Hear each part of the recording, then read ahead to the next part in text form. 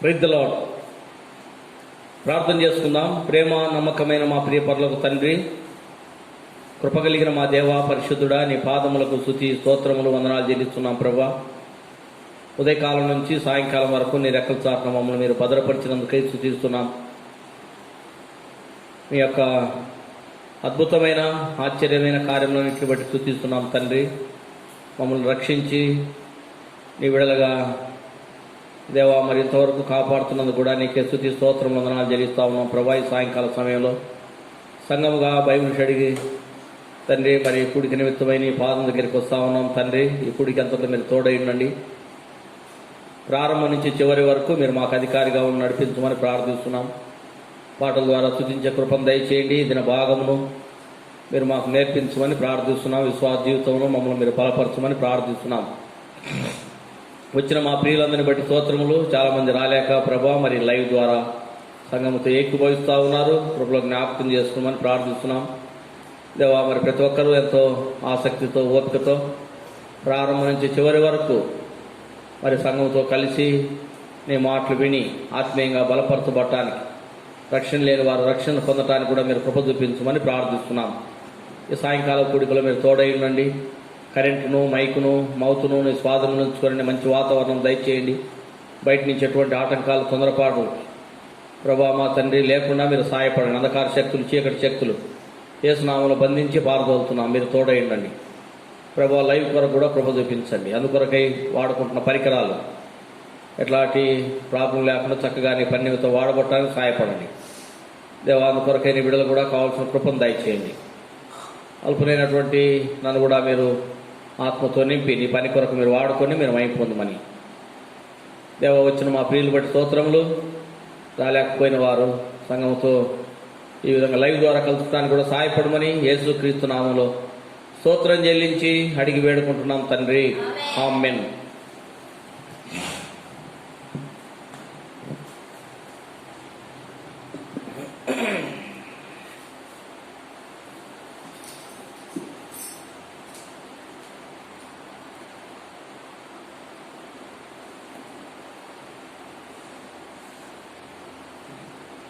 తెలుగు పాఠ పుస్తకంలో పాఠ సంఖ్య మరి సియోను పాఠ పుస్తకంలో కొత్తగా చేర్చినటువంటి పాటలు, నూతనంగా సియోను పాఠ పుస్తకంలో చేర్చినటువంటి పాటలో పాఠ సంఖ్య 10. ఈ పాట కొత్త పాఠ పుస్తకంలో ఉన్నాయి, కొత్త ప్రింటింగ్ అన్నమాట. పాఠ సంఖ్య 10. వర్ణింపలేను వివరింపలేను యేసయ్యా నీవు నాకు చేసిన మేలు. వర్ణింపలేను వివరింపలేను యేసయ్యా నీవు నాకు చేసిన మేలు. యేసయ్యా నీవు నాకు చేసిన మేలు. యేసయ్యా నీవు నాకు చేసిన మేలు. యేసయ్యా నీవు నాకు చేసిన మేలు. యేసయ్యా నీవు నాకు వర్ణింపలేను వివరింపలేను యేసయ్యా నీవు నాకు చేసిన మేలు. వర్ణింపలేను యేసయ్యా నీవు నాకు చేసిన మేలు. పాపినైన నా కొరకు ప్రాణమిచ్చినావు.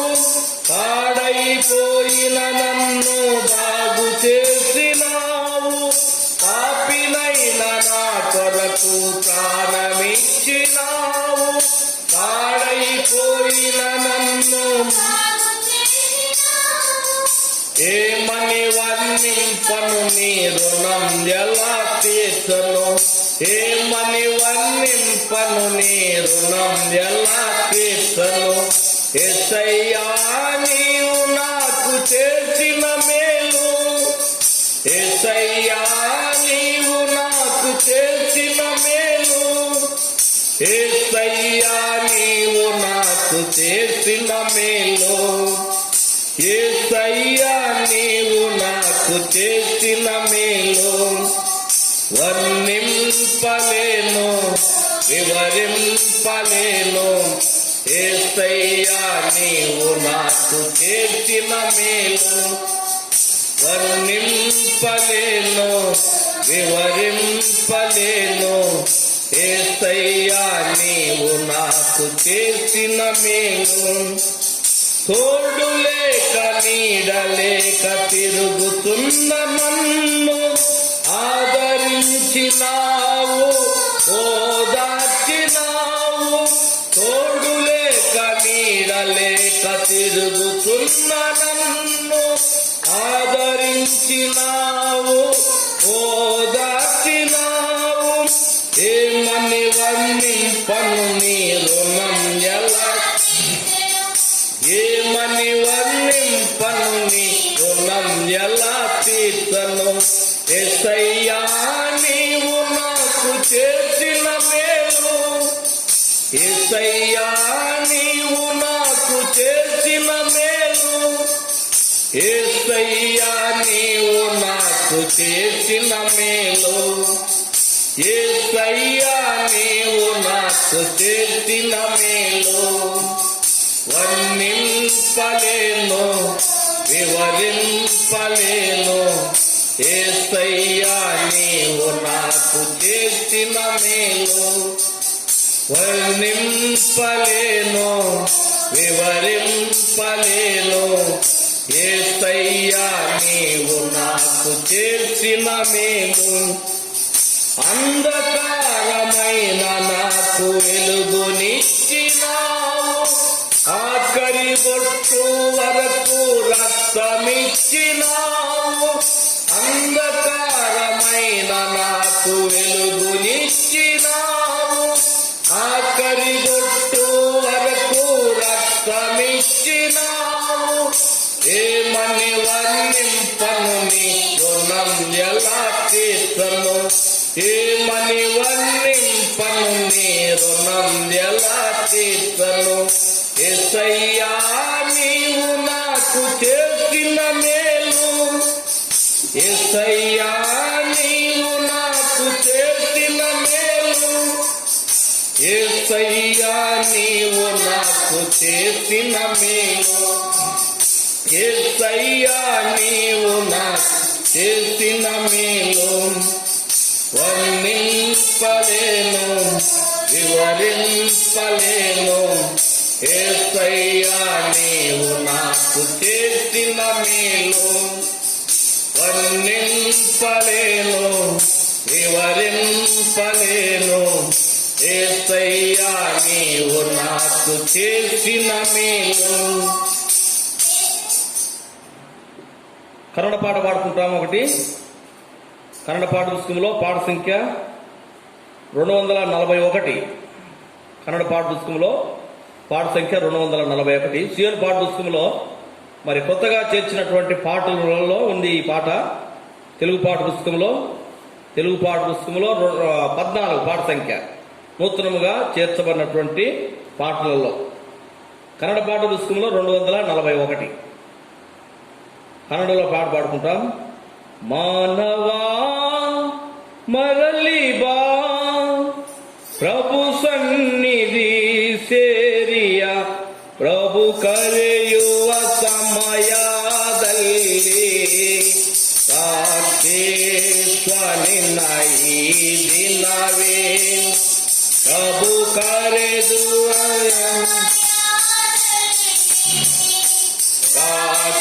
ಸಾಕ್ಷೇಶ್ವನಿನ ಈ ದಿನವೇ ಮಾನವ ಮರಳಿ ಬಾ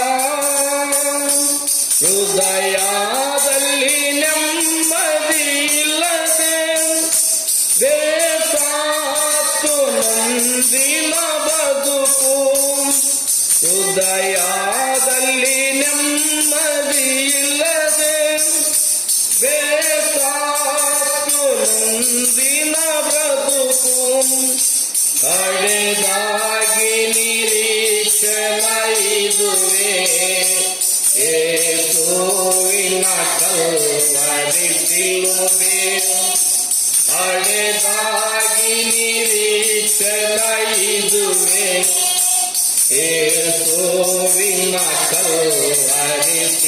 ಸಿಲುಬೆ ಮಾನವ ಮರಳಿ ಬಾ ಪ್ರಭು ಸನ್ನಿಧಿ ಸೇರಿಯ ಪ್ರಭು ಕರೆಯುವ ಸಮಯದಲ್ಲಿ ರಾಕ್ಷೇಶ್ವನಿನ ಈ ದಿನವೇ ಪ್ರಭು ಕರೆಯುವ ಸಮಯದಲ್ಲಿ ರಾಕ್ಷೇಶ್ವನಿನ ಈ ದಿನವೇ ಮಾನವ ಮರಳಿ ಬಾ ಸುತ್ತಮುತ್ತಗಿ ವ್ಯಾಧಿಯ ಸರಣಿ ದಿಕ್ಕು ತೋಚದ ಮರಣದ ಮಂತ್ರ ಸುತ್ತಮುತ್ತಗಿ ವ್ಯಾಧಿಯ ಸರಣಿ ದಿಕ್ಕು ತೋಚದ ಮರಣದ ಮಂತ್ರ ಕಡೆದಾಗಿ ನಿರೀಕ್ಷಣೈದುವೆ ಯೇಸುವಿನ ಕಲ್ವರಿ ಸಿಲುಬೆ ಕಡೆದಾಗಿ ನಿರೀಕ್ಷಣೈದುವೆ ಯೇಸುವಿನ ಕಲ್ವರಿ ಸಿಲುಬೆ ಮಾನವ ಮರಳಿ ಬಾ ಪ್ರಭು ಸನ್ನಿಧಿ ಸೇರೆಯ ಪ್ರಭು ಕರೆಯುವ ಸಮಯದಲ್ಲಿ ರಾಕ್ಷೇಶ್ವನಿನ ಈ ದಿನವೇ ಪ್ರಭು ಕರೆದುವ ಸಮಯದಲ್ಲಿ ರಾಕ್ಷೇಶ್ವನಿನ ಮಾನವ ಮರಳಿ ಬಾ ಅಪಭಾರದಿಂದ ತುಂಬಿ ಒಡೆದು ಜೀವ ಪಾತ್ರ ಅಪಭಾರದಿಂದ ತುಂಬಿ ಒಡೆದು ಜೀವ ಪಾತ್ರೆ ಕಡೆದಾಗಿ ನಿರೀಕ್ಷಣೈದುವೆ ಯೇಸುವಿನ ಕಲ್ವರಿ ಸಿಲುಬೆ ಕಡೆದಾಗಿ ನಿರೀಕ್ಷಣೈದುವೆ ಯೇಸುವಿನ ಕಲ್ವರಿ ಸಿಲುಬೆ ಮಾನವ ಮರಳಿ ಬಾ ಪ್ರಭು ಸನ್ನಿಧಿ ಸೇರೆಯ ಪ್ರಭು ಕರೆದುವ ಸಮಯದಲ್ಲಿ ರಾಕ್ಷೇಶ್ವನಿನ ಈ ದಿನ ಪ್ರಭು ಕರೆಯುವ ಸಮಯದಲ್ಲಿ ರಾಕ್ಷೇಶ್ವನಿನ ಈ ದಿನವೇ ಮಾನವ ಮರಳಿ ಬಾ ಕಲ್ವರಿಯಲು ನಿನಗಾಗಿ ಯೇಸು ರಕ್ತವ ಸುರಿಸಿದನು ಕಲ್ವರಿಯಲು ನಿನಗಾಗಿ ಯೇಸು ರಕ್ತವ ಸುರಿಸಿದನು ಕರುಣೆಯಿಂದ ಕರೆದನು ಪ್ರಭುವೇ ಬೆಲೆಯುಳ್ಳ ರಾಜನೆ ಕೊಡಲು ಕರುಣೆಯಿಂದ ಕರೆದನು ಪ್ರಭುವೇ ಬೆಲೆಯುಳ್ಳ ರಾಜನೆ ಕೊಡಲು ಮಾನವ ಮರಳಿ ಬಾ ಪ್ರಭು ಸನ್ನಿ ಪ್ರಭು ಕರೆಯುವ ಸಮಯದಲ್ಲಿ ರಾಕ್ಷೇಶ್ವನಿನ ಈ ದಿನವೇ ಪ್ರಭು ಕರೆದುವ ಸಮಯದಲ್ಲಿ ರಾಕ್ಷೇಶ್ವನಿನ ಈ ದಿನವೇ ಮಾನ మానవా మరలిబా ప్రభు సన్నిధి ಸೇರೆಯ ಪ್ರಭು ಕರೆಯುವ ಸಮಯದಲ್ಲಿ ಸಾಕ್ಷಿಸ್ವನಿನ ಈ ದಿನವೇ ಪ್ರಭು ಕರೆಯುವ ಸಮಯದಲ್ಲಿ ಸಾಕ್ಷಿಸ್ವನಿನ ಈ ದಿನವೇ ಮಾನವ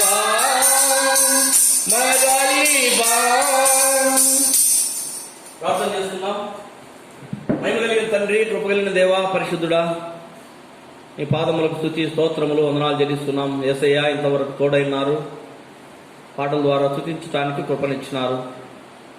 మరొకసారి నీ పాదం దగ్గరికి వస్తున్నాం ప్రభా.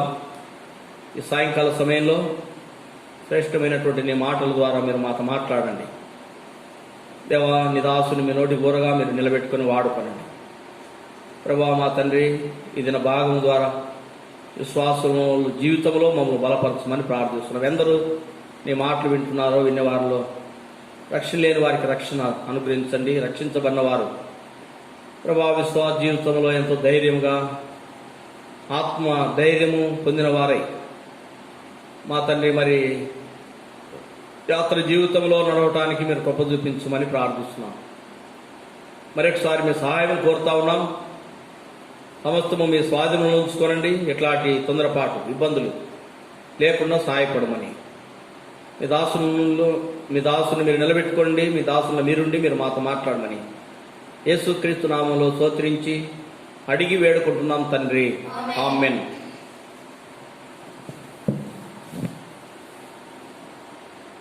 ప్రియులారా, సాయంకాల సమయము మరి పరిశుద్ధ గ్రంథంలో కొన్ని మాటలు మనం చదువుకుంటాం. హెబ్రీయులకు రాసిన పత్రిక 11వ అధ్యాయము, హెబ్రీయులకు రాసిన పత్రిక 11వ అధ్యాయము 31వ వచనం అందరు కలిసి చదువుకుంటాం. హెబ్రీయులకు రాసిన పత్రిక 11వ అధ్యాయము 31వ వచనము మనందరం కలిసి చదువుకుందాం. విశ్వాసమును బట్టి రాహాబను వేశ్య వేగుల వారిని సమాధానముగా చేర్చుకొనినందున అవిధేయులతో పాటు నశింపకపోయెను.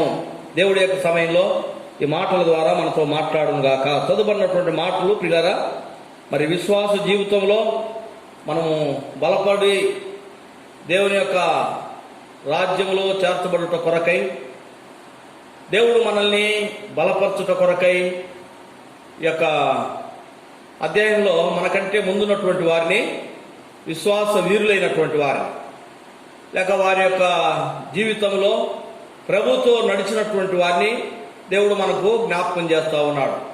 గత కొన్ని వారాల నుంచి మరి ప్రభు మనకు నేర్పించిన కొలది మనము దేవుని యొక్క మాటలు మనము ధ్యానించుకొని ఆత్మీయంగా మనము బలపరచబడతా ఉన్నాం. ఎంతో మంది విశ్వాస వీరులను దేవుడు మనకి ఇక్కడ పరిచయం చేస్తున్నాడు, లేక మనల్ని ధైర్యపరచడానికి మనకు జ్ఞాపకం చేస్తా ఉన్నాడు.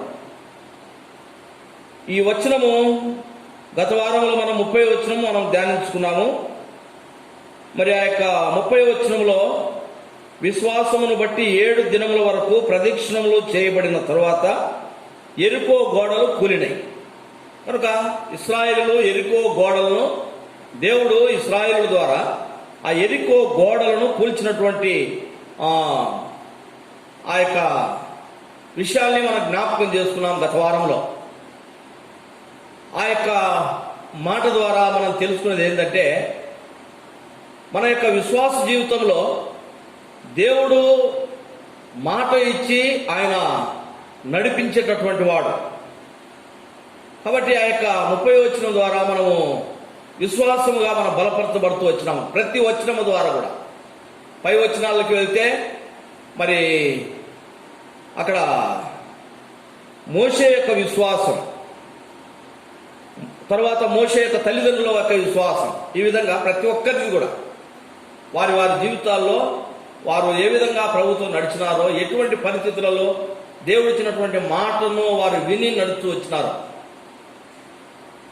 మరి ఈ సమయంలో మనం చదువుకున్నటువంటి భాగము 31వ వచనము మనం చదువుకున్నాము. ఈ వచనము ద్వారా దేవుడు మనకు నేర్పుతున్నది ఏంటిదంటే, విశ్వాసము ఉంచుట ద్వారా, ప్రభువు యందు విశ్వాసం ఉంచుట ద్వారా గొప్ప పాపము, అజ్ఞానములో ఉన్నటువంటి మనుషుల చేత నశించిపోకుండా ప్రభువును నమ్మినటువంటి వారు విడిపించబడటం, ప్రభు యొక్క మాటలు నమ్మినటువంటి వారు ఆ యొక్క అజ్ఞానులకు కలగబోతున్నటువంటి ఆ శిక్ష నుంచి విడిపించబడటం. దేని ద్వారా? విశ్వాసము ద్వారా. ఈ మాట మనం జ్ఞాపకం చేసుకుంటున్నాం ప్రియులారా. ఈ దినం ఇక్కడ దేవుడు మనకు మరి ఇక్కడ ఒక స్త్రీని మనకు జ్ఞాపకం చేస్తా ఉన్నాడు.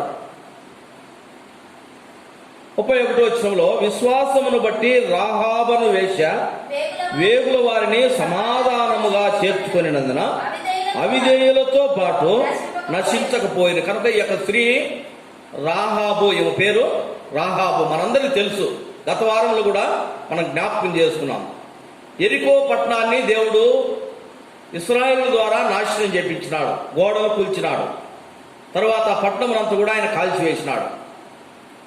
ఈ యెరికో పట్టణము యోర్దాను నదికి పశ్చిమ దిశాన 8 కిలోమీటర్ల దూరంలో యెరికో పట్టణం ఉంది. ఈ యెరికో పట్టణము ఎంతో ప్రాచీన మరి నాగరికత కలిగినటువంటి పట్టణం, అనగా అభివృద్ధి చెందినటువంటి పట్టణం. అక్కడ ఉన్నటువంటి ప్రజలు ఎంతో అభివృద్ధి దశలో వారు ఉన్నారు. యెరికో పట్టణంలో ఉన్న ప్రజలు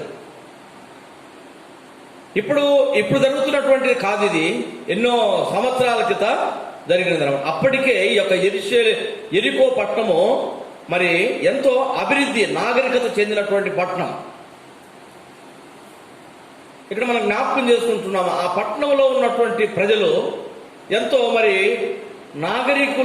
నాగరికత చెందినటువంటి వారుగా, అభివృద్ధి చెందినటువంటి వారుగా ఉంటా ఉన్నారు. అయితే ఆ యెరికో పట్టణంలో ఉన్నటువంటి ప్రజలు మరి దేవునికి ఇష్టమైనటువంటి విధానంలో వారు జీవించటం లేదు.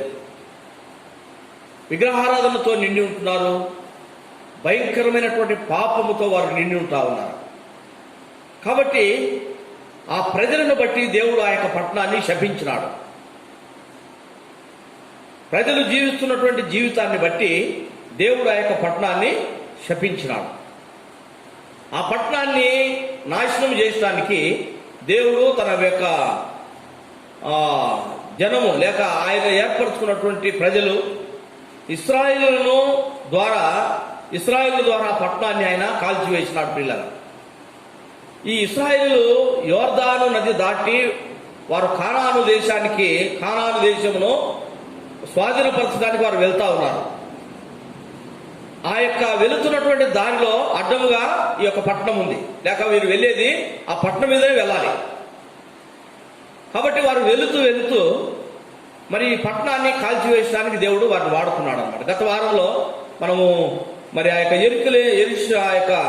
యెరికో పట్టణాన్ని మరి ఆ యొక్క ఇశ్రాయేలు ఏ విధంగా కాల్చివేసినారో, ఆ గోడలు ఏ విధంగా కూల్చివేసినారో మనం జ్ఞాపకం చేసుకుంటూ వచ్చినాం. ఇలా ఆ యొక్క పట్టణాన్ని నాశనం చేయడానికి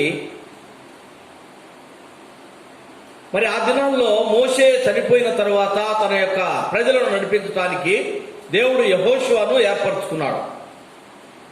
ఈ యెహోషువ మరి అక్కడ ఆ పట్టణమును, యెరికో పట్టణమును చూడటానికి వేగుల వారిని పంపించినాడు అన్నమాట. వేగుల వారిని పంపించినాడు. యెహోషువ గ్రంథము చూడండి, ఆ భాగాన్ని, ఆ మాట మనం జ్ఞాపకం చేసుకుందాం. యెహోషువ గ్రంథము 2వ అధ్యాయంలో 1వ వచనం నుంచి, నూను కుమారుడైన యెహోషువ వేగుల వారైన 2 మనుషులను పిలిచి, మీరు పోయి ఆ దేశమును ముఖ్యముగా యెరికోను చూడని వారితో చెప్పి షిద్దీయుని వద్ద నుండి వారిని రహస్యముగా పంపెను. వారు వెళ్ళి రాహాబను ఒక వేశ్య ఇంట చేరి అక్కడ దిగగా దేశమును వేగు చూచుటకు ఇశ్రాయేలు యొద్ద నుండి మనుషులు రాత్రి వేళ ఇక్కడికి వచ్చిరని యెరికో రాజునకు వర్తమానం అందింది. చూడండి, యెహోషువ ఈ యొక్క యెరికో పట్టణాన్ని వేగులు చుట్టడానికి ఇద్దరు మనుషులను పంపించినాడు. ఆ వెళ్ళినటువంటి ఇద్దరు మనుషులు ఎక్కడికి పోయినారు? ఈ యొక్క వేశ్య అయినటువంటి రాహాబు యొక్క ఇంటికి వారు వెళ్ళినారు. ఎందుకు వారు ఆ ఇంటికి వెళ్ళవలసి వచ్చినది అని అంటే, గత వారంలో కూడా మనం జ్ఞాపకం చేసుకున్నాం. ఈ యెరికో యొక్క గోడలు ఎంతో మరి వెడల్పోయినటువంటి గోడలు, ఎంతో బలముగా కట్టినటువంటి గోడలు. ఆ యొక్క గోడల మీద ఒక ఇల్లు కట్టబడ్డదని గత వారంలో కూడా మనము మరి ఈ యొక్క మాటలు మనం జ్ఞాపకం చేసుకున్నాం.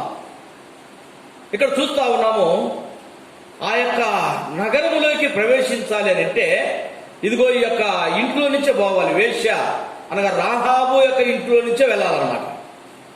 ఎవరు ఆ యొక్క నగరంలోకి వెళ్ళాలన్నా కూడా ఈ యొక్క ఇంట్లో నుంచి పోవాలి. ఈ యొక్క ఇల్లు ఎక్కడుంది? ఇదిగో చూస్తాం ఇక్కడ 2వ అధ్యాయంలోనే. 2వ అధ్యాయంలో చదవండి, 14వ వచనం నుంచి 15 చదవమ్మా. ఆమె ఇల్లు పట్టణపు ప్రాకారం మీద నుండెను, ఆమె ప్రాకారం మీద నివసించున్నది గనుక. చూడండి, ఆమె ఇల్లు ఎక్కడుందంట? పట్టణపు ప్రాకారం మీద ఉంది. కాబట్టి ఎవరు ఆ యొక్క నగరంలోకి ప్రవేశించాలన్నా కూడా ఆ ఇంటి దారి నుంచే పోవాలి. ఎప్పుడైతే ఈ యొక్క వేగులు చూడటానికి లేక యెహోషువ పంపించినటువంటి ఆ మనుషులు ఆ యొక్క యెరికో పట్టణాన్ని వేగులు చూడటానికి పోయినారో అక్కడికి వెళ్ళినారు అనమాట. ఆ ఇంట్లో నుంచే పోవాలి. అనగా ఎందుకు ఆమెను అక్కడ పెట్టినారో మనకైతే తెలియదు. అక్కడికి పోయిన వెంటనే లోపల ఉన్న వారికి రాజుకు తెలిసిపోయింది అనమాట. అనగా ఇశ్రాయేలులో ఈ యొక్క యెరికో పట్టణాన్ని వేగులు చూడటానికి వచ్చినారన్న విషయము మరి అక్కడ ఉన్నటువంటి ఆ లోపల ఉన్నటువంటి రాజుకు తెలిసిపోయింది. ప్రియులారా, ఇక్కడ మనం జ్ఞాపకం చేసుకుంటున్నాం. ఈమె ఎటువంటి ఆమె? ఈమె దేవుని వాక్యంలో రాయబడ్డది, వేశ్య అని రాయబడ్డది అనమాట. ఆ పట్టణము ఎటువంటి పాపముతో నింపబడి ఉన్నదో ఈ మాటను బట్టి మనము జ్ఞాపకం చేసుకోవచ్చు. ఎంత భయంకరమైనటువంటి మరి లోక పాపములో పట్టణం నిండి ఉంటుందో. దేవుడు ఎందుకు ఆ పట్టణాన్ని, యెరికో పట్టణాన్ని నాశనం చేసినాడు? భయంకరమైనటువంటి పాపముతో ప్రజలు నిండి ఉంటా ఉన్నారు. యెరికో పట్టణంలో ఉండే ప్రజలు విగ్రహారాధన ఉంది, వ్యభిచారం ఉంది, నరహత్య ఉంది, దొంగతనం ఉంది. ఆ పట్టణంలో లేనటువంటి పాపములు లేనే లేవన్నమాట. అన్ని పాపములతో ఆ పట్టణం నింపబడి ఉంది. అసలు ఎంట్రన్స్లే ఎవరిని పెట్టినారంట? ఆ పట్టణం వాళ్ళు ఒక వేశ్యను ఎంట్రన్స్లో పెట్టినారు. సాధారణంగా మనం ఏదైనా పట్టణంలే కానీ ఊర్లే కానీ మనం ప్రయాణం చేస్తూ మరి ఊరి గవిని దగ్గరికి పోయేసరికి మనకి ఏం కనపడతాయంటే మరి ఎంతో మరి వెల్కమ్ పలుకుతున్నట్టుగా, మరి రమ్మని స్వాగతం పలుకుతున్నట్టు ఆ యొక్క ఊరు లేక పట్టణము ఆ యొక్క సంబంధించినటువంటి వారు లోక టెంపుల్స్ కానీ లేకపోతే ఇంకా ఎవరైనా రాజకీయ నాయకులది ఏదైనా అక్కడ ఒక మంచిగా కట్టేసి అనగా ఆ ఊర్లోకి ప్రవేశించే వారికి స్వాగతం పలికినట్టు అన్నమాట. అనగా ఆ యొక్క గవిని దగ్గరికి ఎప్పుడైతే మనం వెళ్తామో అక్కడ ఆ వాతావరణాన్ని చూసేసరికి ఆ ఊరు ఎంతగా మరి ఎటువంటి పరిస్థితిలో ఉందో మనం అప్పుడే గ్రహించవచ్చు అన్నమాట. అదేవిధంగా ఇక్కడ మనకు అర్థమవుతున్నది ఏంటిదంటే ఈ యెరికో పట్టణము ఎంట్రన్స్ లో ఎవరు పెట్టారంట? ఆ యొక్క అధికారులు వేశ్యలు తెచ్చిపెట్టినారు. ఎవరికి తెలియకుండా ఈ వేశ్య లేదండి. ఎవరు పోవాలన్నా కూడా అదే దారి నుంచి పోవాలంట. అనగా ఒక ఎక్కడికైనా కూడా మనము లేదా ఒక కంపెనీ కానీ ఒక అపార్ట్మెంట్లే కానీ ఎక్కడికైనా పోవాలంటే ఏం చేస్తారంట? సెక్యూరిటీ గార్డులు అక్కడ ఉంటారు, సెక్యూరిటీ వాళ్ళు ఉంటారు. మనం ఎక్కడి నుంచి వచ్చినాము, మనం ఎందుకు వచ్చినాము, అన్ని డీటెయిల్స్ వాళ్ళు అక్కడ రాపించుకొని పంపిస్తారు కదా మనల్ని. అదేవిధంగా ఒకవేళ ఆ యొక్క పట్టణంలోకి వెళ్ళటానికి ఇక్కడ రికార్డింగ్ మెయింటైన్ చేస్తున్నట్టుగా నేను అనుకుంటా ఉన్నా. ఒకవేళ ఆ విధంగా రికార్డింగ్ మెయింటైన్ చేస్తున్నదేమో మనకైతే తెలియదు. కానీ ఏది ఏమైనప్పటికీ ప్రతి ఒక్కరు పోవాల్సినది ఆ ఇంటి నుంచే వెళ్ళాలి.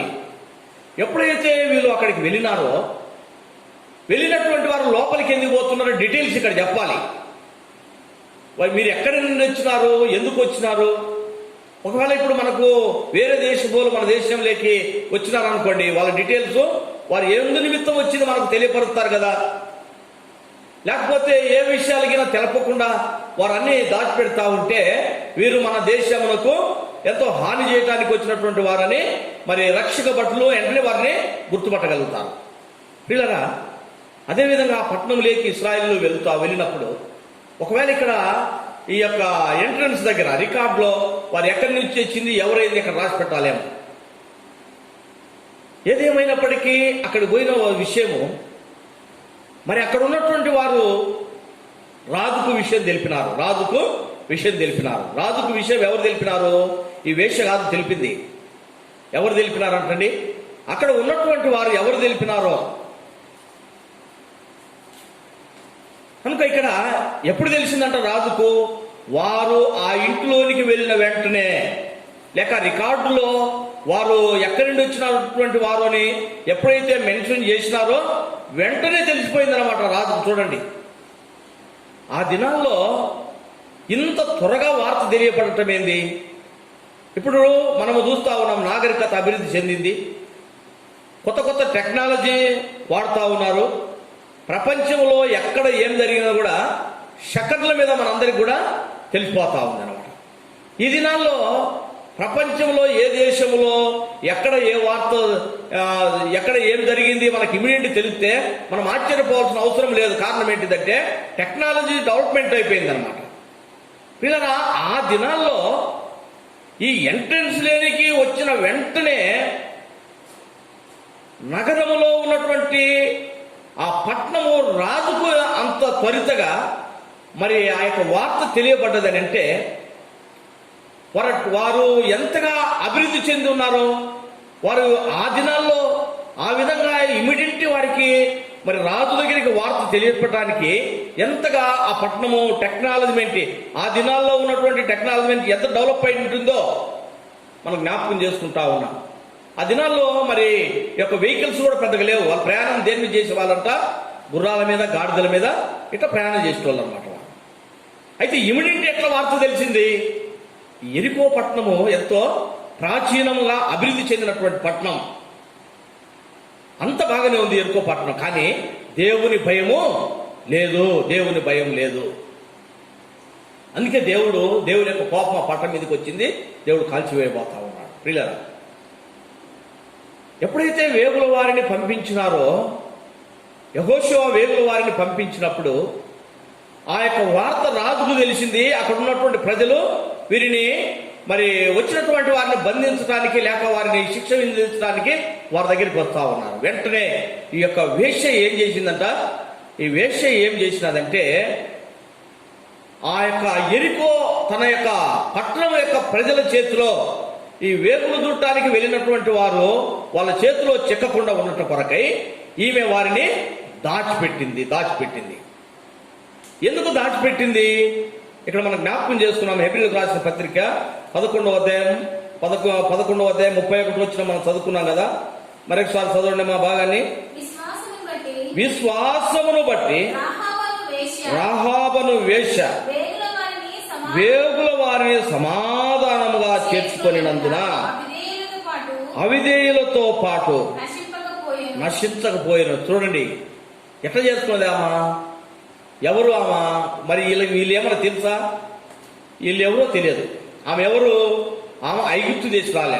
క్షమించండి, ఆమె ఎరికో పట్టణము. ఆ మనిషి, ఆ యొక్క వేశ్య ఎరికో పట్టణము ప్రజలలో ఉన్నటువంటి స్త్రీ. ఆమె ఇశ్రాయేలు సంతానానికి చెందినది కాదు, లేక యెరూషలేము పట్టణంలో ఉన్నటువంటిది కాదు. ఆ యొక్క శపించబడినటువంటి దేవునికి కోపం తెప్పించినటువంటి ఎరికో పట్టణంలో ఉన్నటువంటి ప్రజలలో ఒకరు. అయితే ఈమె ఏం చేసిందంట? ఆమె ఎంతో విశ్వాసము చేత ఈ యెహోషువ పంపించినటువంటి మనుషులను ఆమె చేర్చుకొని ఆ యొక్క ఎరికో పట్టణంలో ఉన్నటువంటి మరి ఆ మనుషుల చేతిలో పడకుండా వారిని దాచిపెట్టింది. ఎందుకు దాచిపెట్టింది? ఎందుకు వారిని ఏ విధంగా ఆమె చేర్చుకున్నది? ప్రియులారా, ఆమె యొక్క విశ్వాసము అనే మాట ఇక్కడ మనం జ్ఞాపకం చేసుకుంటున్నాం. ఏంటిది ఆమె విశ్వాసము? ఆమెకు ప్రభుని గురించి ఎట్లా తెలుసు? యెహోషువ గ్రంథం 2వ అధ్యాయంలో మనం చదువుకుంటా ఉన్నాం ప్రియులారా. యెహోషువ గ్రంథం 2వ అధ్యాయము ఈ పంపబడిన తరువాత 8వ వచనం చదవండి. ఆ వేగుల వారు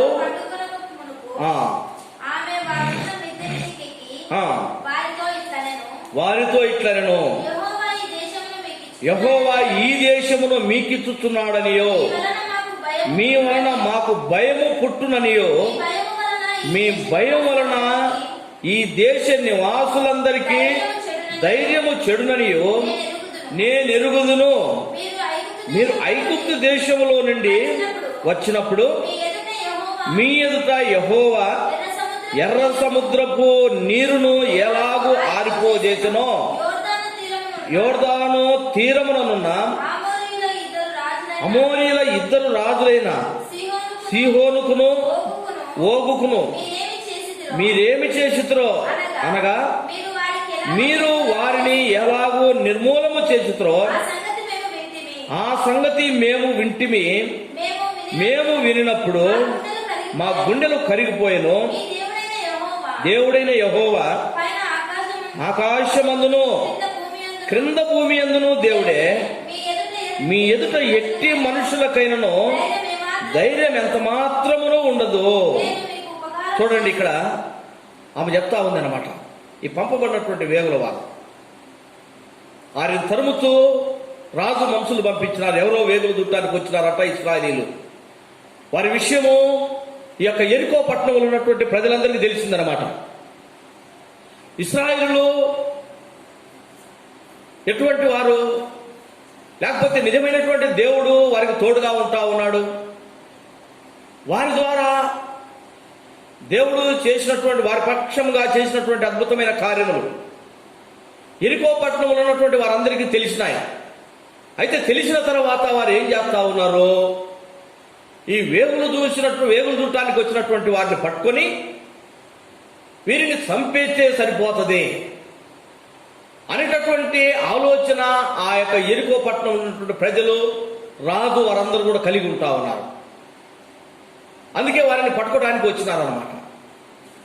అయితే ఈ యొక్క వేశ్య ఏం చేసింది అని అంటే, ఒకవేళ ఈ మనుషులను, ఈ 2 మనుషులను మేము గిరక చంపేస్తే, ఈ మనుషులను చంపేసినంత మాత్రాన దేవుని యొక్క కార్యము, దేవుడు చేయాలనుకున్నటువంటి ఆయన పని ఆపగలుగుతామా? ఈ 2 మనుషులను చంపడం ద్వారా దేవుడు ఈ పట్టణాన్ని కాల్చివేయకుండా మనం ఏమైనా ఆపగలుగుతామా? దేవుడు ఎంత శక్తి కలిగినటువంటి వాడు అనేటటువంటి విషయాన్ని ప్రియులారా ఈ వేశ్య గ్రహించగలిగిందనమాట. ఆమె అంటా ఉంది, మీరు ఎటువంటి శక్తి కలిగినటువంటి వారో ఇక్కడ అంటా ఉందన్నమాట. వారిని మిద్దె మీద మరి వారిని దాచిన తర్వాత పోయి అంటా ఉంది, యెహోవా ఈ దేశమును మీకిచ్చుచున్నాడనియో. 9వ వచనం, మీ వలన మాకు భయము పుట్టుననియో, మీ భయము వలన ఈ దేశ నివాసులందరికీ ధైర్యము చెడుననియో నేను ఎరుగుదును. చూడండి, ఇంత ఎరిగినటువంటి ఆమె ఈ వేగులు దుట్టానికి వచ్చినటువంటి 2 చంపేస్తే వాళ్ళ దేశం పాడైపోకుండా ఉంటుంది కదా.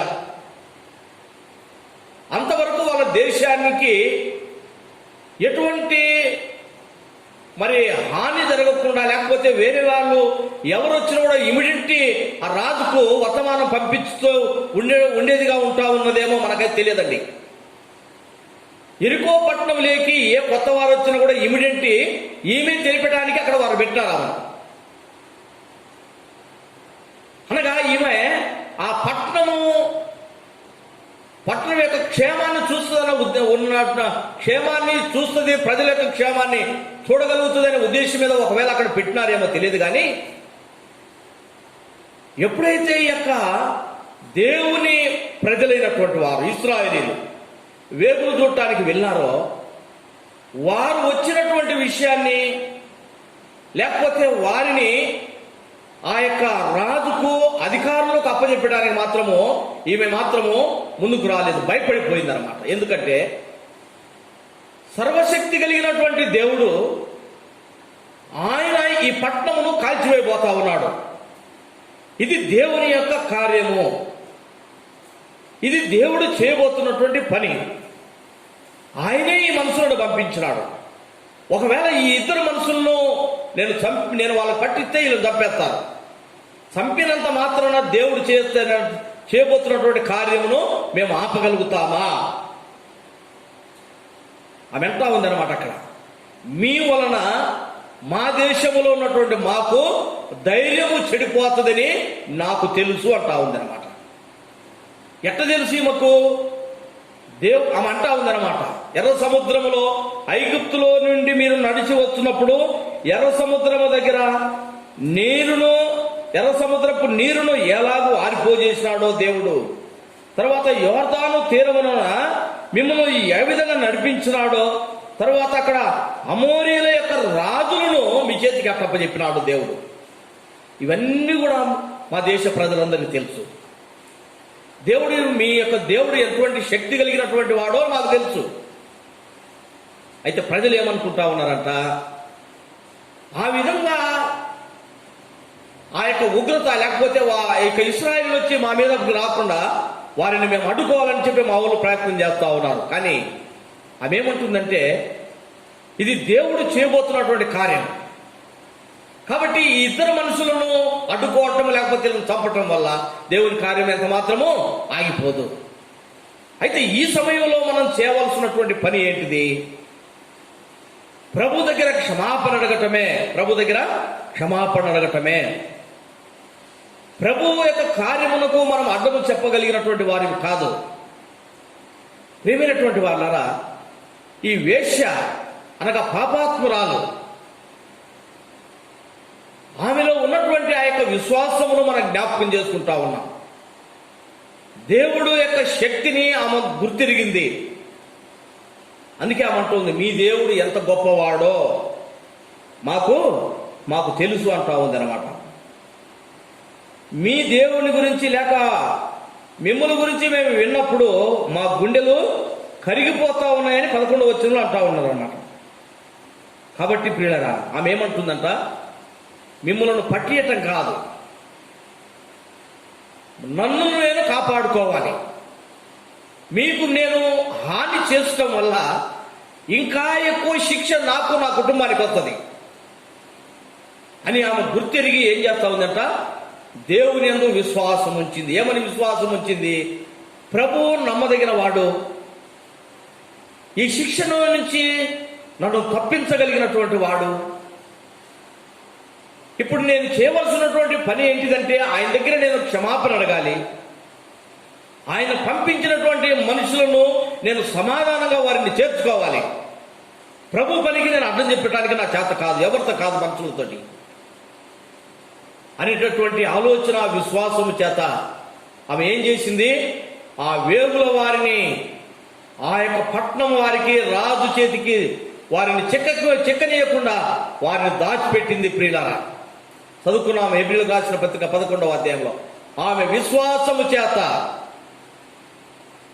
వేగుల వారిని సమాధానముగా చేర్చుకొని ఆ యొక్క శత్రుల చేతిలో, లేకపోతే ఆ యొక్క ఎరుకో పట్టణం ఉన్నటువంటి ప్రజల చేతిలో వారిని పడకుండా తప్పించింది అనమాట. తప్పించి అడుగుతా ఉంది, అయ్యా మీ చేతిలో పడకుండా మేము ఎంత మాత్రము కూడా ఆపలేము. ఎందుకంటే ఇది దేవుడు చేయబోతున్నటువంటి కార్యం. దయచేసి మీరు ఈ పట్టణాన్ని నాశనం చేయడానికి వచ్చేటప్పుడు నేను మీకు ఇప్పుడు ఉపకారం చేసినాను కదా, మీకు ఎటువంటి హాని చేయకుండా నేను చేసినాను కదా. ఎందుకు నేను ఈ యొక్క ఉపకారము మీకు చేసినాను అని అంటే, నా గురించి దేవుని దగ్గర అడిగి నన్ను, నా కుటుంబాన్ని ఆ ఉగ్రతలో నుంచి నన్ను తప్పించండి అని వారి దగ్గరికి వెళ్ళి అడుగుతా ఉంది. ప్రియులారా, అంటే దేవుడు అవిశ్వాసులను లేక దుర్మార్గులను, దేవునికి కోపం తెప్పించినటువంటి ప్రజలను నాశనం చేయటానికి వచ్చినటువంటి ఆ దినమున ఆమె అంటా ఉందన్నమాట, మీరు ఈ పట్టణాన్ని నాశనం చేయడానికి వచ్చినప్పుడు నా ఇంటి వారిని నన్ను జ్ఞాపకం చేసుకోండి. ఎందుకు ఆ మాట అనగలిగింది? ఆమె ఎంత విశ్వాసముతో ఉండొచ్చుండొచ్చు ప్రియులారా. ఆమె ఇశ్రాయేలు కుటుంబంలో పుట్టినది కాదు, ఆ శాపగ్రస్తమైనటువంటి యెరికో పట్టణంలో ఉన్నటువంటిది. ఆమె వేశ్య జీవితం జీవిస్తున్నటువంటిది. ఈ వేశ్య వృత్తిలో బ్రతుకుతూ దేవునికి కోపం తెప్పిస్తూ జీవించినటువంటి స్త్రీ. తనకు ఆ శిక్ష సరిపోయినదే. అయితే దేవుడు నా పాపాలను నన్ను క్షమించాలి, దేవుని యొక్క ఉగ్రత నుంచి నేను తప్పించబడాలి, ప్రభు క్షమిస్తాడు నేను క్షమాపణ అడిగితే. ఎంతటి విశ్వాసము చేత ఆ యొక్క వేగులు దుట్టానికి వెళ్ళినటువంటి వారిని ఆమె దాచిపెట్టిందో ఇక్కడ మనం జ్ఞాపకం చేసుకుంటున్నాం. ఎట్లా చేసుకున్నదంటామా? సమాధానముతో వారిని చేర్చుకున్నదని మాట హెబ్రీయులకు రాసిన పత్రికలో మనం చదువుకుంటా ఉన్నాం. ప్రియులారా, దేవుని బిడ్డలైనటువంటి వారిని, రక్షణ లేనటువంటి ఒక స్త్రీ, వేశ్య జీవితం జీవిస్తున్నటువంటి ఆ స్త్రీ దేవుని యొక్క మహాశక్తిని ఆమె గుర్తెరిగి, ఆమె దేవుని యందు విశ్వాసం ఉంచి ఆయన పంపించినటువంటి మనుషులను సమాధానంగా చేర్చుకున్నది. దేవుని పిల్లలైనటువంటి వారు దేవుడు పంపించినటువంటి మనుషులను ఈ దినాల్లో సమాధానంగా చేర్చుకుంటున్నామా? ప్రభు మాట యందు, ప్రభు కార్యములందు మనము విశ్వాసం ఉంచి జీవిస్తా ఉన్నామా? పరీక్ష చేసుకోవాలి ప్రియమైనటువంటి వారులారా. దేవుడు పంపించినటువంటి తన దాసులను సమాధానంగా సంఘములో చేర్చుకుంటున్నామా? కుటుంబంలో చేర్చుకుంటా ఉన్నామా? ఎంత మాత్రం వారిని సమాధానంగా చేర్చుకోవటం లేదు ఈ దినాల్లో. దేవుని పిల్లలైనటువంటి వారే విశ్వాసులైండి కూడా వారికి ఎటువంటి హానిలు చేస్తూ ఉన్నారు. ప్రియమైన వారులారా, దేవుని గురించి తెలియనటువంటిది, రక్షణ లేనటువంటి స్త్రీ ఎంత విశ్వాసం చేత సమాధానంగా తన యొక్క బిడ్డలను చేర్చుకున్నది. ఎందుకంత సమాధానంగా చేర్చగలిగిందామా? దేవునికి భయపడినది కనుక. దేవునికి భయపడినది కనుక. సంఘాల్లో దేవుని భయం లేదండి. విశ్వాసులలో దేవుని భయం తక్కువైపోయింది. దేవుడు పంపించినటువంటి సేవకులను సమాధానంగా చేర్చుకుంటలేరు, వారితో ఆడుకుంటా ఉన్నారు. ప్రియమైన వారులారా, దేవుడు అంటా ఉన్నాడు, జకర్యా గ్రంథం 2వ అధ్యాయంలో ఒక మాట చదవండి. జకర్యా గ్రంథం 2వ అధ్యాయము 8వ వచనం మధ్య భాగంలో, ఆ 8వ వచనం ఫస్ట్ చదవమ్మా. సైన్యములకు అధిపత్యము యెహోవా సెలవిచ్చినది ఏమనగా, మిమ్ములను ముట్టినవాడు తన కనుగుడ్డును ముట్టినవాడని ఎంచి తనకు ఘనత తెచ్చుకొనదలచి. ప్రియులరా, ఎవరట? దేవుడు పంపించినటువంటి మనుషులను ముట్టుకోవటము దేవుని కనుగుడ్డును ముట్టినట్టు అన్నమాట. దేవుని కనుగుడ్డును ముట్టడం అంటే ఏమన్నా మామూలు విషయమా? ఎంత వణికిపోయిందో కదా ఈ వేశ్య, ఎంత వణికిపోయిందో. అయ్యో, ఈ మనుషులను వారి చేతికి నేను అప్పచెప్తే ఆ వచ్చినటువంటి శిక్ష ఎంత గొప్పదో నాకు, నా కుటుంబానికి. గుర్తెరుగుతున్నావా ప్రియ సహోదరుడా, సోదరి? దేవుడు పంపించిన మనుషుల మీద ఏ విధంగా వారి మీదకి నిందలు పెట్టాలి, లేకపోతే ఏ విధంగా పరిచయం దేవుని పనికి ఆటంకం కలిగించాలి, ఆలోచన చేస్తా ఉన్నారు ఈ దినాల సంఘాలను. దేవుడు అంటా ఉన్నాడు, నిన్ను గుర్చిన వారిని, దేవుని పని కొరకై వచ్చిన వారి విషయము ఎట్లా ఉంటా ఉన్నావు నీవు? ఈ వేశ్య ఎట్లా ఉన్నదంట? సమాధానముతో చేర్చుకున్నది. వారి దగ్గర అడుగుతా ఉంది అనమాట, అయ్యా, దేవుడు ఎంత శక్తి కలిగిన వాడు, నా కుటుంబాన్ని జ్ఞాపకం చేసుకోనండి. మీరు ఈ పట్టణాన్ని నాశనం చేయడానికి వచ్చినప్పుడు నా కుటుంబాన్ని జ్ఞాపకం చేసుకోనండి. సేవకుల దగ్గరికి వెళ్ళి, అయ్యా నా కుటుంబానికి జ్ఞాపకం చేసుకుని ప్రార్థన చేయాలని చెప్పడం లేదనమాట. ప్రేమైన వాళ్ళారా, విశ్వాస జీవితంలో ఎట్లా ఉంటా ఉన్నాం? దేవుడు పంపినటువంటి ప్రజల మీద ఏ విధంగా ఉంటా ఉన్నాం? ఈ వేశ్య మార్పు చెందింది. ఏమైపోయిందంటామా? ఇశ్రాయేలు సంతతిలో చేర్చబడ్డది. యేసు ప్రభు యొక్క దావీదు వంశములో చేర్చబడి యేసు ప్రభు వంశావళిలోకి వచ్చేసింది ఆమె. మత్తయి రాసిన సువార్త 1వ అధ్యాయంలో చూడండి, అక్కడ రాయబడినది ఇద్దరు స్త్రీలు, అక్కడ అన్ని స్త్రీలు ఇద్దరు గురించి రాయబడ్డది అనమాట. ఒకరు ఎవరంట? మొట్టమొదటి స్త్రీ ఈమె. అన్ని దేశంలో నుంచి విశ్వాసము చేత ప్రభును యందు విశ్వాసం నుంచి వచ్చినటువంటి స్త్రీలలో మొట్టమొదటి స్త్రీ ఈమె అనమాట. చూడండి, మత్తయి సువార్తలో 1వ అధ్యాయంలో మనం జ్ఞాపకం చేసుకుంటాం.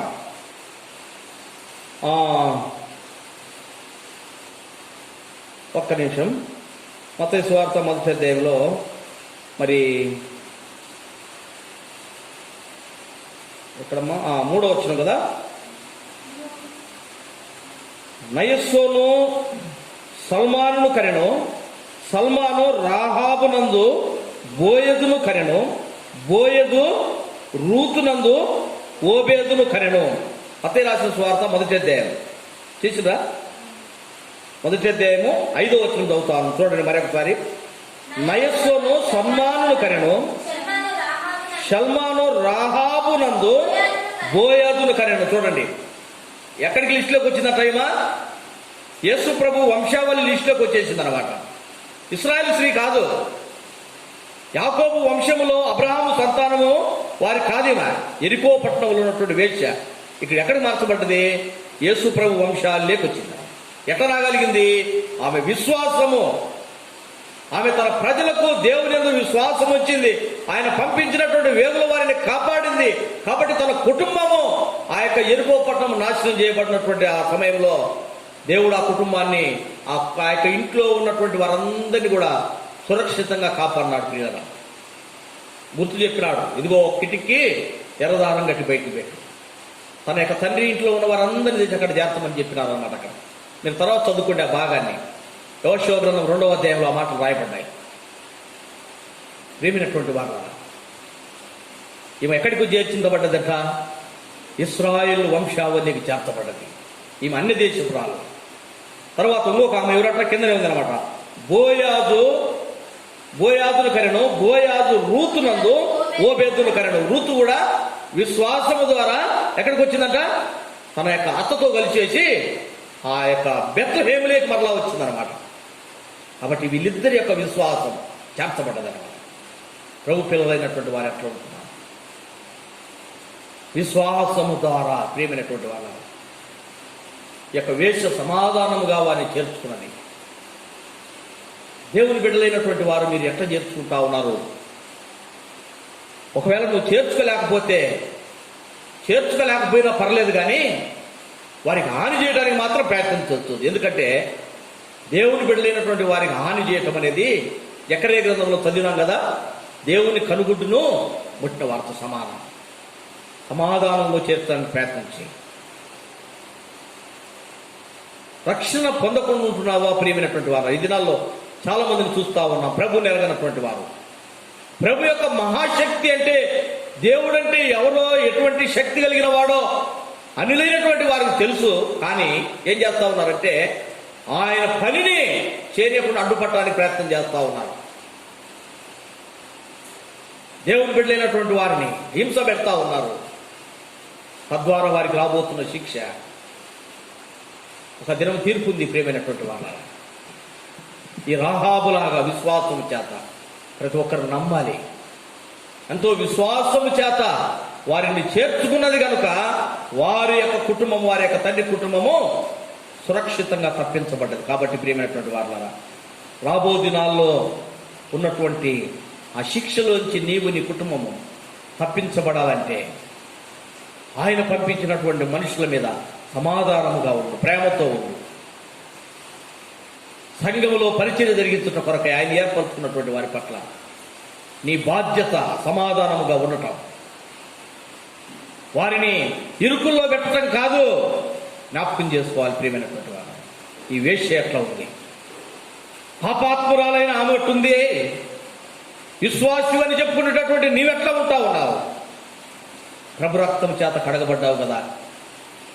ప్రభు పంపించినటువంటి మనుషుల మీద నీవెట్లా ఉన్నావో ఒకసారి పరీక్ష చేసుకో ప్రేమైన సహోదరుడా, సహోదరి. ఒకవేళ ఈమెలాగా విశ్వాసం లేకుండా ఉన్నట్లయితే ఇదిగో ఇప్పుడు విశ్వాసంతో ఆయన వైపు చూడు. కాబట్టి పశ్చాత్తాపడు, క్షమాపణ అడుగు. ఆయన పంపించినటువంటి మనుషుల మీద సమాధానంతో జీవించడానికి తీర్మానం చేసుకో. దేవుడు కొన్ని మాటలు దీవించును గాక. ప్రార్థన చేసుకుందాం. నమ్మకమైన మా ప్రియ పరలోక తండ్రి, కృపగలిగిన దేవా, పరిశుద్ధుడా, నీ పాదములకు స్తుతి స్తోత్రములు వందనాలు చెల్లిస్తా ఉన్నాం. ప్రభా, యొక్క సాయంకాల సమయంలో మీరు మాట్లాడినటువంటి శ్రేష్టమైన మాటలు బట్టి స్తోత్రములు ప్రభా. మా తండ్రి, మరి మా యొక్క రాహాబని వేశ్య, మా తండ్రి, మరి వేగుల వారిని మా తండ్రి సమాధానంగా చేస్తున్నది విశ్వాసము ద్వారా. మీ యొక్క శక్తిని ఆమె గుర్తెరిగింది.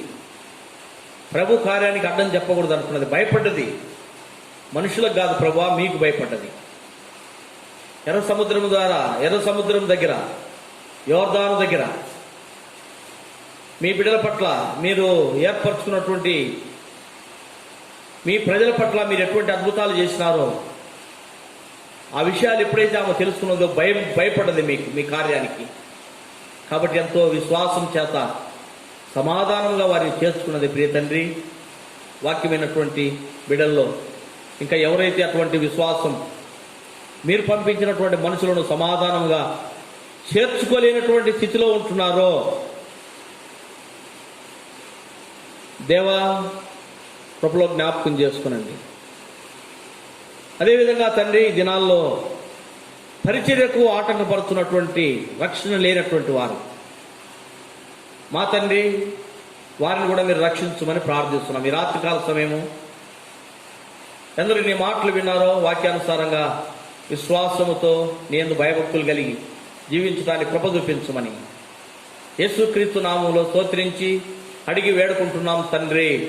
ఆమేన్. తొట్టిల్లకుండా మనల్ని కాపాడుటకును తన మహిమ ఎదుట నిర్దోషులుగా మనం నిలబెట్టుటకు శక్తిమంతుడైనటువంటి సర్వాధికారి అయినటువంటి దేవుడు తండ్రి, కుమార, పరిశుద్ధాత్మ త్రియొక దేవుని యొక్క కృప ఇప్పుడు ఎల్లప్పుడూ సదాకాలం మనందరికి తోడైండి నడిపించును గాక.